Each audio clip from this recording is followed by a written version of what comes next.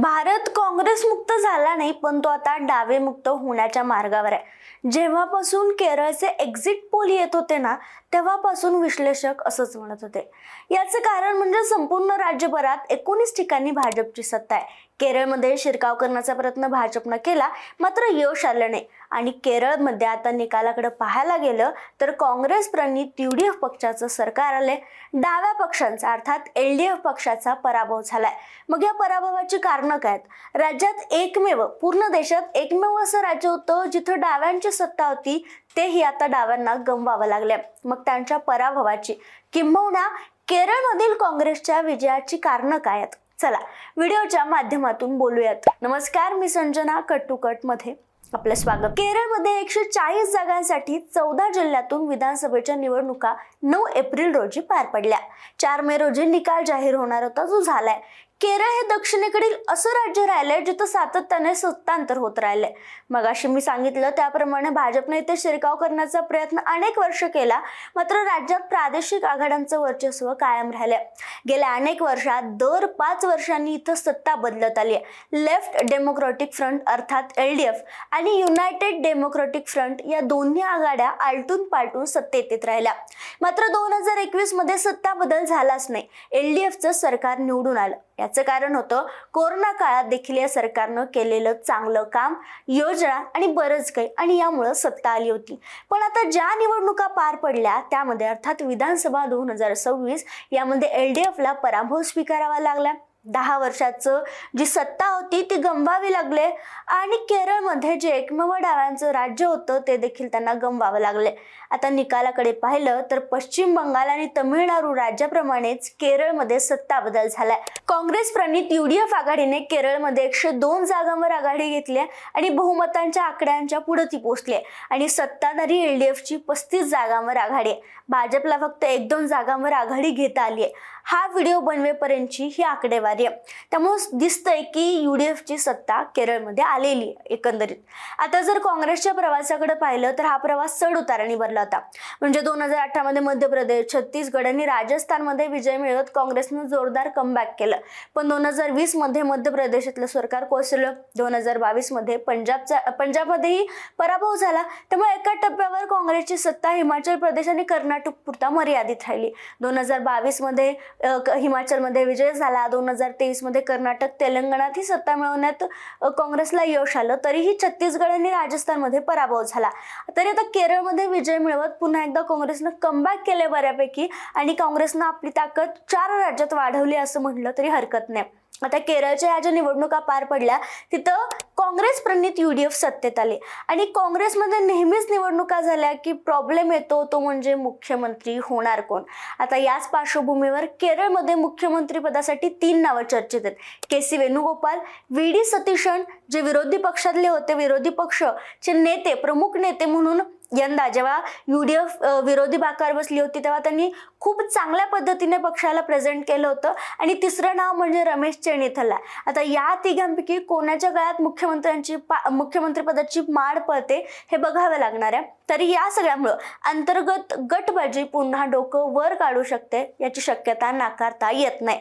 आता आपण बोलूयात की काँग्रेसच्या विजयाची आणि LDFच्या पराभवाची कारणं काय आहेत। मुद्दा क्रमांक 1, सगळ्यात पहिला आणि ठळक मुद्दा म्हणजे अँटी इन्कम्बन्सी। केरळमध्ये परंपरेने दर 5 वर्षांनी सत्ता बदलत आली होती, पण 2016 मध्ये निवडून आलेली लेफ्ट डेमोक्रॅटिक फ्रंट ही सरकार 2021 मध्ये देखील परत आली। यामागं कोरोनाच्या काळात सरकारनं लोकांमध्ये निर्माण केलेला विश्वास आणि केलेली कामं कारणीभूत ठरली।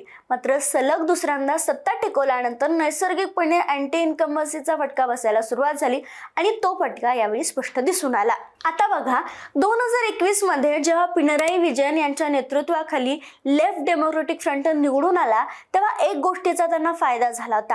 त्यावेळी पिनराई विजयन यांनी अनेक विद्यमान आमदारांचं तिकीट कापलं होतं। त्यांनी स्पष्ट भूमिका घेतली होती की 2 टर्म पूर्ण केलेल्या नेत्यांना संधी दिली जाणार नाही।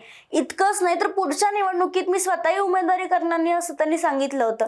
त्यावेळी हा निर्णय अर्थात नवीन चेहऱ्यांना संधी हा जो मुद्दा होता तो पॉझिटिव्हली गेला होता, ज्याचा राजकीय फायदा LDF ला मिळाला। पण यावेळी चित्र वेगळंच दिसलं। हीच गोष्ट जेव्हा स्वतःवर आली तेव्हा विजयन यांनी पुन्हा स्वतःलाच मुख्यमंत्री पदाचा चेहरा म्हणून पुढे आणलं, शब्दाला ते ठाम राहिले नाहीत आणि हाच मुद्दा वारंवार धरून आणला गेला, ज्यामुळं LDFला कुठंतरी याचा फटका बसला असं म्हटलं तरी हरकत नाही. पुढचा मुद्दा म्हणजे काँग्रेसची एकजूट. मागच्या निवडणुकीत इंडियन नॅशनल काँग्रेस आणि युनायटेड डेमोक्रेटिक फ्रंट जे आघाडीचे वेगवेगळे पक्ष होते ते एकत्र नव्हते, पण यावेळी त्यांनी चांगली तयारी करत एकसंघपणे निवडणूक लढवली. आघाडीतील सगळे पक्ष एकत्र आले, समन्वय साधला गेला. मुख्यमंत्री पदासाठी एका चेहऱ्यावर भर न देता सक्षम नेत्यांना ताकद दिली गेली, त्यामुळं गटबाजी कमी झाली. त्यातच ओमेन चंडी यांच्या निधनानंतर काँग्रेसकडे सहानुभूतीचं वातावरण तयार झालंच होतं. त्यांच्या मुलाला उमेदवारी दिल्यामुळं हा भावनिक घटकही काँग्रेसच्या बाजूने गेला. तिसरा आणि एक महत्त्वाचा मुद्दा असू शकतो तो म्हणजे आर्थिक परिस्थिती. केरळवर 400 कोटींपेक्षा जास्त कर्ज असल्याची चर्चा होते आणि आर्थिक ताण वाढत चाललाय. हाच मुद्दा UDFने आक्रमकपणे प्रचारात चालवला. तर बेरोजगारी, रोजगाराच्या कमी संधी, आर्थिक वाढीचा मंदावलेला वेग, पायाभूत सुविधांची कमतरता, भ्रष्टाचाराचे आरोप या सगळ्या गोष्टींमुळे लोकांमध्ये असंतोष वाढत गेला आणि एकत्रित या असंतोषाचा फटका LDF सरकारला बसला.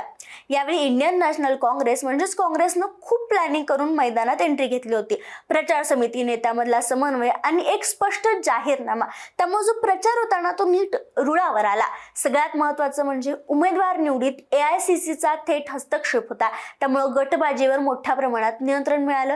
हीच ती कमकुवत बाजू होती जी केरळमध्ये काँग्रेसला मागं खेचत होती. आणि महत्त्वाचा एक मुद्दा म्हणजे जातीय समीकरणांचा.